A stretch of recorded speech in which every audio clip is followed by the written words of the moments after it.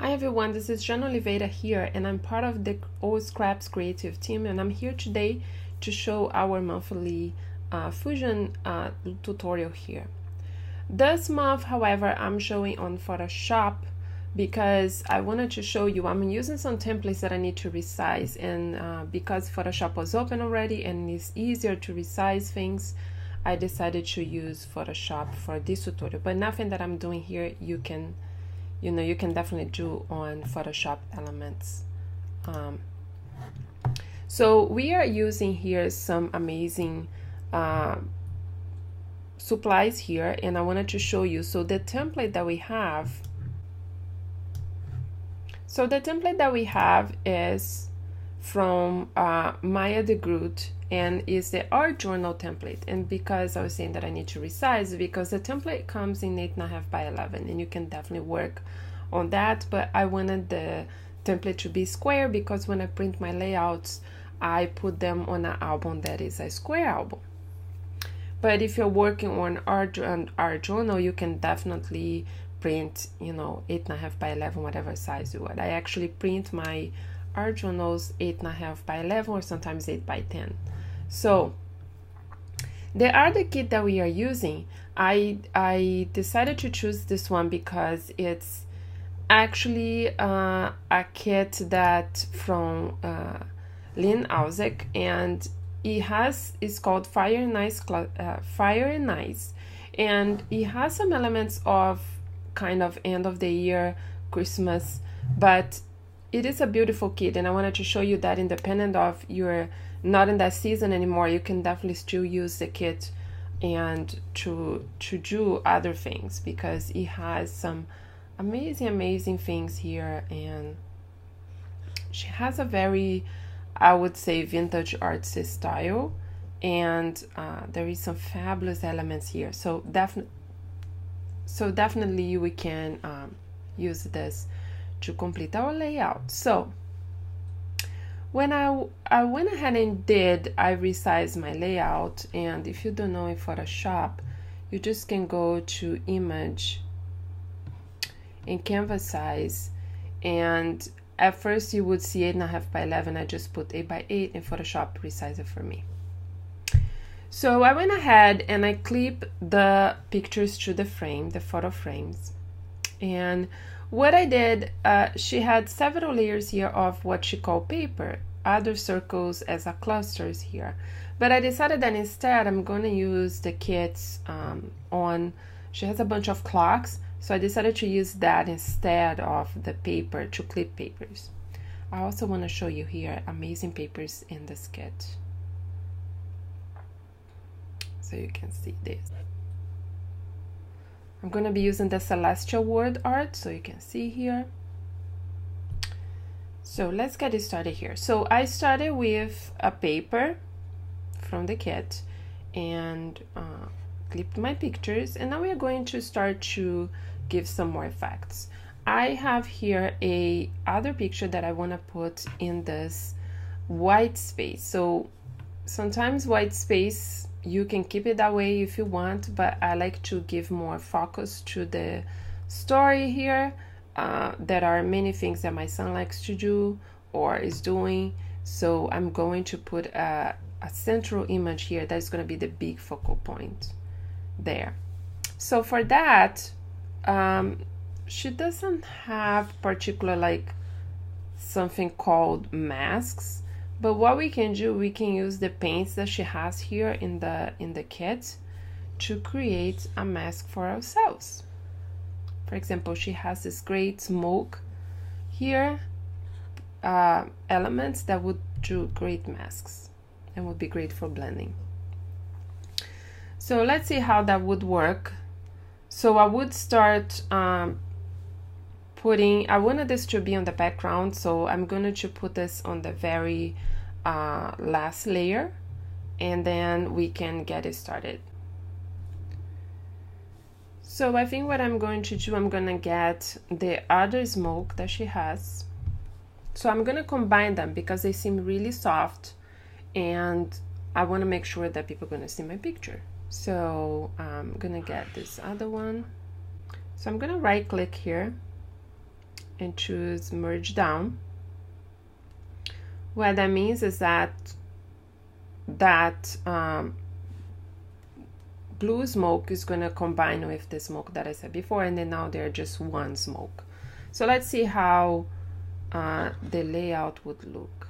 And my picture is like this, kind of in a frame, because I did this on an app called Portra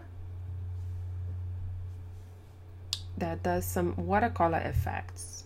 So that helps also if you want to give that quick look of watercolor to your pictures and just start from there if you don't use plugins. So it looks great. So you can see here that because I expanded a little bit the mask, created a mask actually with the smokes, so now it looks really blended here because the smoke is really soft.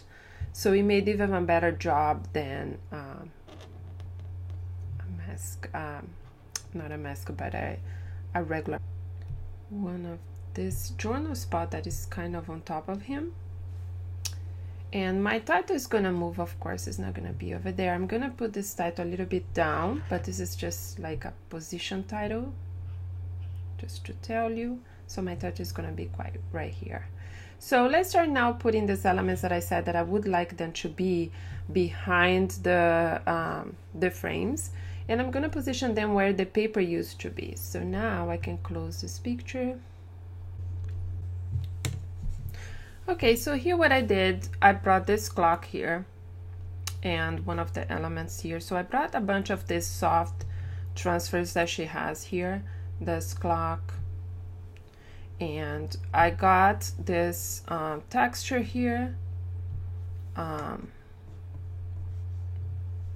got the stamps and this nice texture here.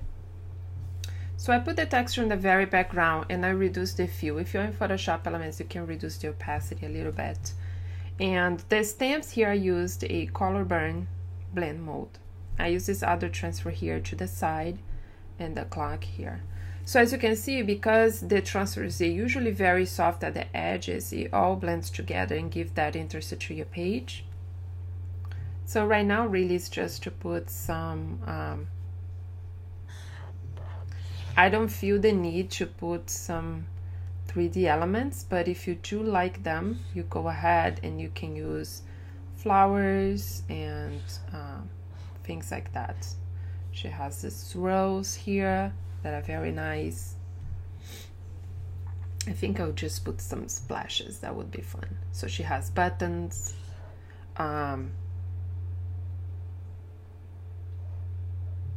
you know, she has stars. I actually gonna put maybe some stars because I always put stars in my son's layouts. So let's do that. Let's put 3 stars, which is great because it's just 3. That's what we need. There you go. So I think what it needs in here is looking at this, it seems everything the same because the layout is soft, but then it has this nice watercolor background picture that it is my focal point picture. So I think what I would do, I will convert the other pictures to black and white. And you can always do that on the adjustment layers in Photoshop Elements as well. So I will just go ahead and put them as black and white. So I'm just gonna add here black and white. I'm not gonna you know, change anything. I'm just gonna clip them to the picture and then the picture is gonna be black and white. So then the last one, adjustment layers, black and white, and clip. So now we're going to work on the word art. So what I'm going to do is just go to the Celestial Word Art, and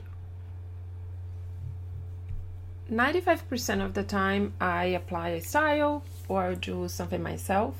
So what I'm going to be using just as a style here for the word art, I'm going to use a style that came in the Good Times collab from those scraps that we had for the birthday celebration. There you go. So we have this one. This one looks really nice, looks kind of a sticker as well. So that is a fast way to finish, you know, your layout with some textile, so you don't have to do things from scratch. So I hope you enjoy. This is just to show you that sometimes a kit that it's not really meant to, well, it was not intended to be kind of a regular day-to-day layout. It has some Christmas stuff, but you can see that for the artsy layout, you can take all the blended things and the nice painted things and transfers and things like that and create a layout, even though you're telling a story that has nothing to do with celebrations or Christmas or things like that. So now I'm just gonna finish putting some shadow on the stars and writing my journaling, and pretty much is done. So if you have any questions, let us know in the blog, and I'll see you guys next month. Thank you.